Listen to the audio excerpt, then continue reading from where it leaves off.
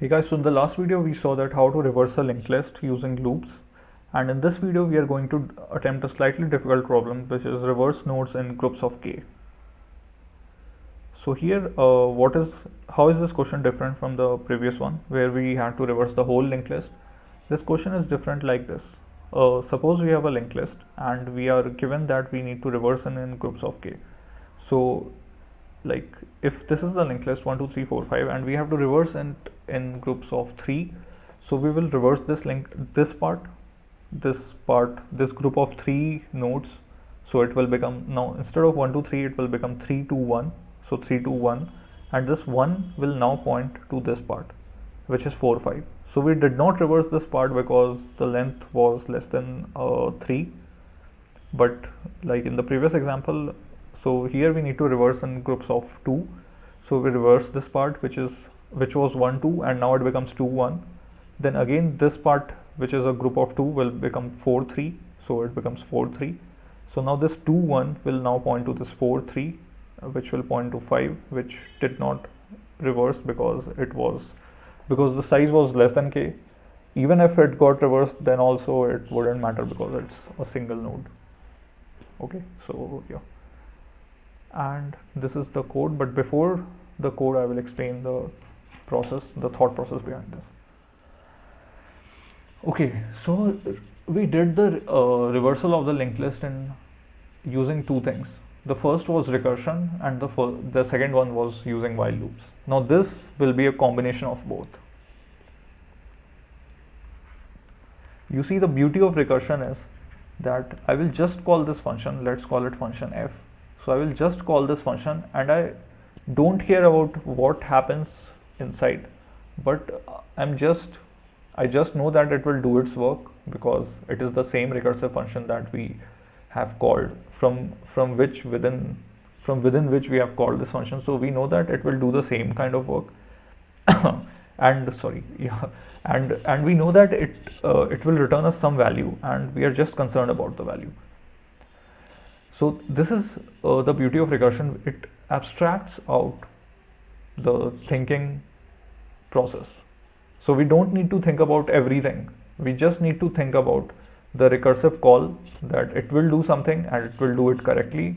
And why do we know that it will do it correctly? Because we are calling it from within ourselves. So we know that if we are a function, we are doing something, we know our expected behavior. So if we are calling something from within ourselves, we know that the expected behavior of that function is going to be same.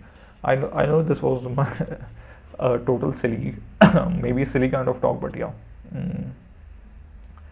And what I was going to say is I will explain it through diagram. Okay, yeah. So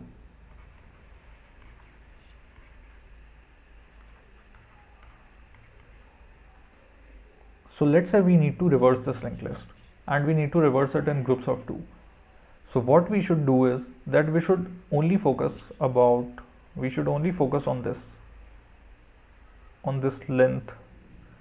this linked list of length 2.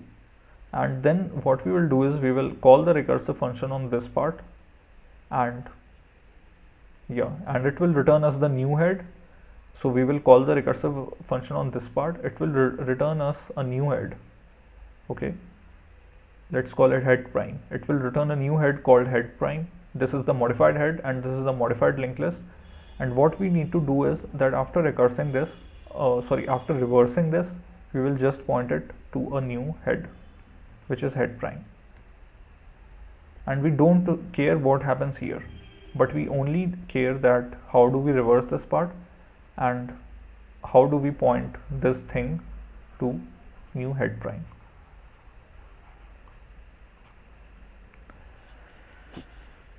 Okay, so how do we reverse this part? So simply put, we can reverse it using a while loop. Okay, so in the last video, that is why I did the problem in the last video using while loops. We are going to reverse this part using while loop. So you can refer to that last video how we do it. So simply put, we have, like, I will just explain it briefly. So we have temp, which points to current dot next, and current dot next is the head. sorry, current is the head initially. Okay, so temp is equal to current dot next is equal to previous, and we can take previous as nil. Okay, and previous is equal to current, and I explained it in very much detail in the last video, so I should say that you should look at that video if it is not clear, but this is just a brief about it. So yeah, previous is equal to current, and current is equal to temp. So this is how we reverse it. So this is the algorithm for reversing it. And yeah, so but what will happen in the end? And let's call our function as f1. So this is our function. This is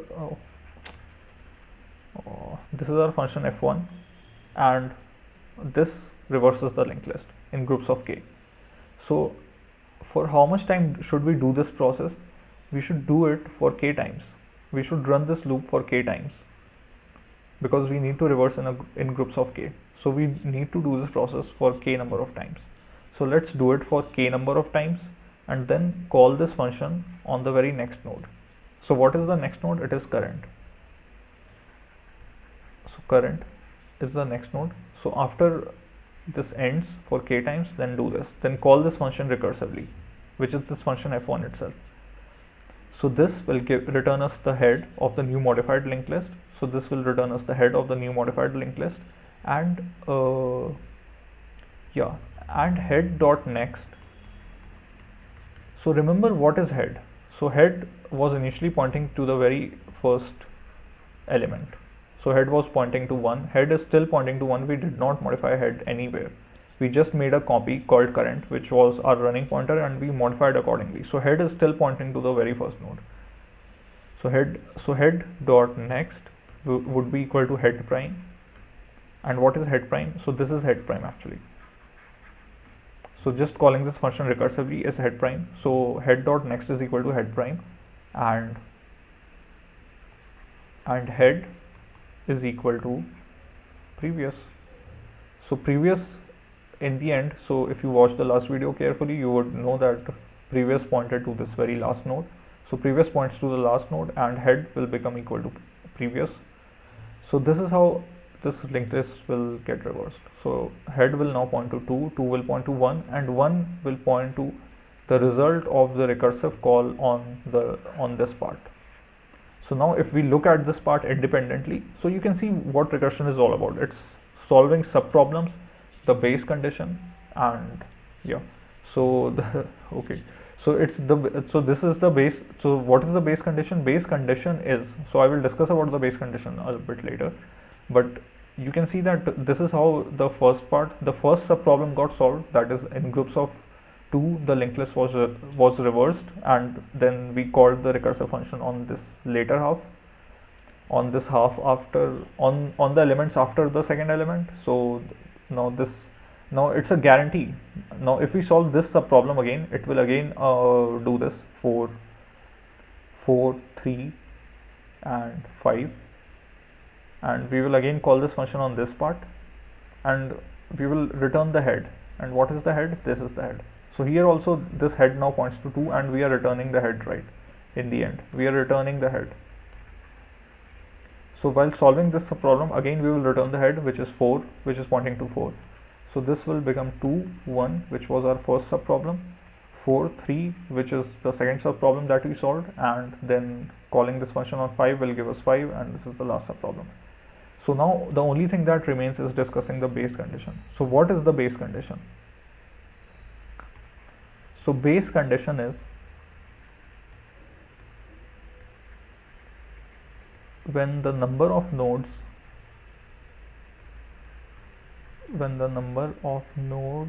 is less than k, then simply return head. For example, okay, so for example, if this was the linked list 1, 2, 3, nil, and let's say k is equal to 10, we need to reverse it in groups of 10. So clearly initially our head is pointing to 1, so we know that the length of this linked list is not 10. So in that case we simply return the head, right? So that is the base condition. We can think about finding null, nil and everything, but we don't need those things because this condition will work irrespective of that. So suppose we have only one node which is nil, which is the end of the linked list, and so the number of nodes is 0, which is less than k, and we simply return the head, which is nil. So it doesn't matter whether it's nil or not, we simply do this. And this was why I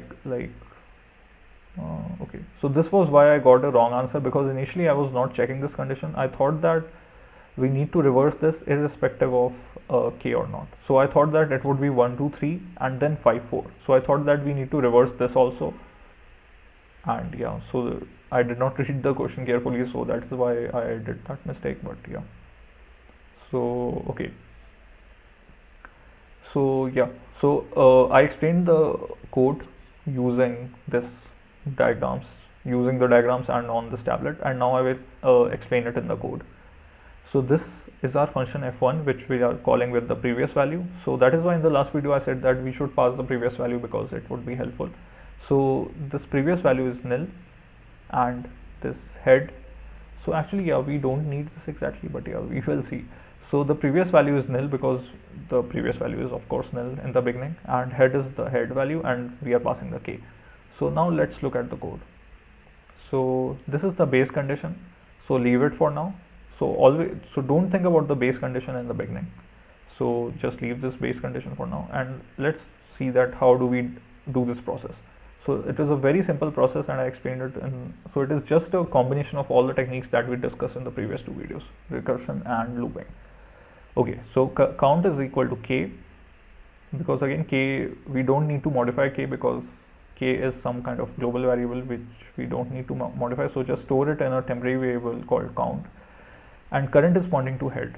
So while count is greater than 0 and current not equal to 9, so this is not needed actually, because we know that the length of this linked list is going to be at least k.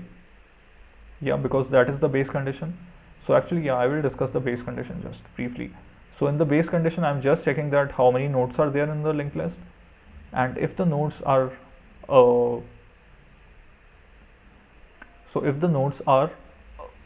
less than k, we are returning the head simply. So we don't do anything if the number of nodes are less than k, but if the number of nodes are at least k, we continue. And you can see that instead of counting the instead of taking the length of the whole linked list into account, I'm just taking the length of the linked list, that is k. So I'm just taking a part of the linked list, and you can see from this complexity that the size is 5000, so n square is applicable. So even if you take the length of the whole linked list into account, it won't matter. But why do we need to take the length of the whole linked list? We can just check whether the length of the linked list is at least k. So in this way our complexity will, instead of n square, it would be 2 into n. So we are just, so n is for checking the, for the whole process, and the other n is for checking the length of the linked list, and for just verifying whether it's whether all the sub problems, whether all these sub linked lists have lengths at least k. So we are just checking whether the length is at least k. Okay, yeah, it was a lengthy explanation for such a silly thing, but yeah, it was needed for discussing the complexity. So this makes the complexity as 2n, while if we did not do this, then the complexity would be n square. Okay, so this is the base condition, and so if this is satisfied, if the base condition fulfills, then simply return the head. We don't need to do anything. But if it doesn't fulfill, then we know that the length is at least k, and we need to reverse it. So that thing is not needed because we know that the length is at least k. Now do the process as explained in the last two videos. So temporary variable will be current.next will be previous would be current, and current would be temp, and decrease the count. Okay, so decrease the count, and yeah, okay, so head.next, and now as I said in this thing, so you can see that we just recurs on the later subproblem, and the process will do the same thing and return us the new head, which is head prime. So this f1 nil current k, it will return us head prime, which is for the later subproblem, and the head dot next will point to that. So head dot next will point to that. And so why head dot next? This head was actually pointing to the beginning of the linked list. We never modified it. Okay, so this head dot next will point to that, and head will now point to previous. What is previous? Previous is the very last node, right? So previous is the very last node, and head will point to this. And in this way we will get this linked list first, and in the end we will get this linked list. Okay, so yeah, so return head. Okay, so I will just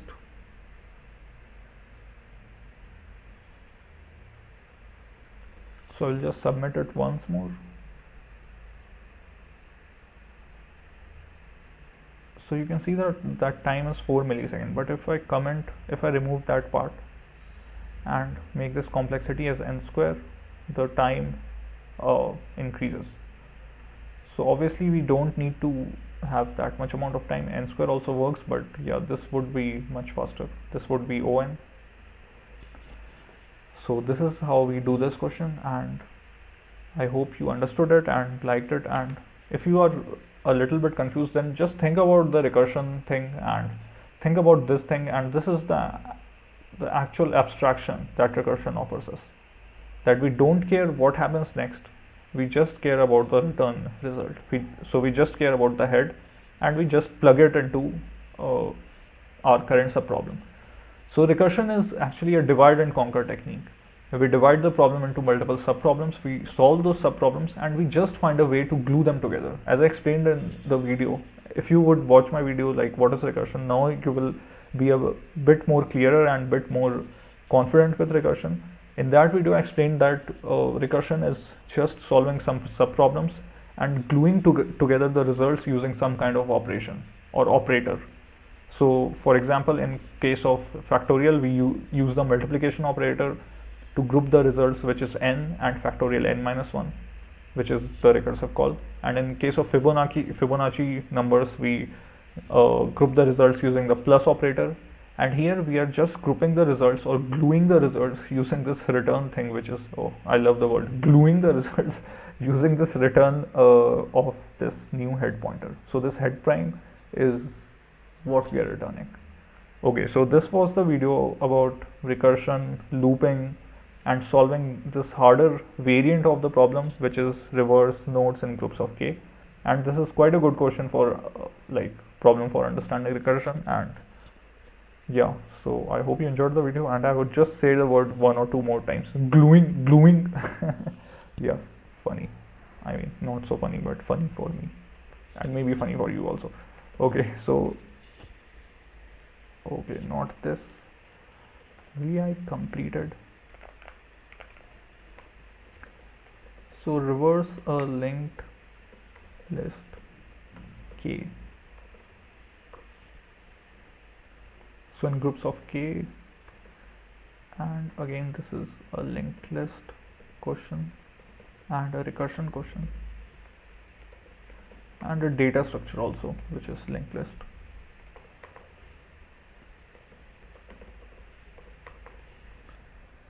Okay, so these are all data structures. So people keep on saying algorithms and data structure, algorithms and data structure. So this data structure part is actually linked list, binary tree, and the stack and queues and everything. While these are algorithm based questions, DFS. So now you know the difference between data structure and algorithms. Cool. Okay, so there are many cooler problems that we will see, but and this was our very first hard problem, and I hope that I explained it well. And yeah, so thank you for watching this video, and I will see you in the next video.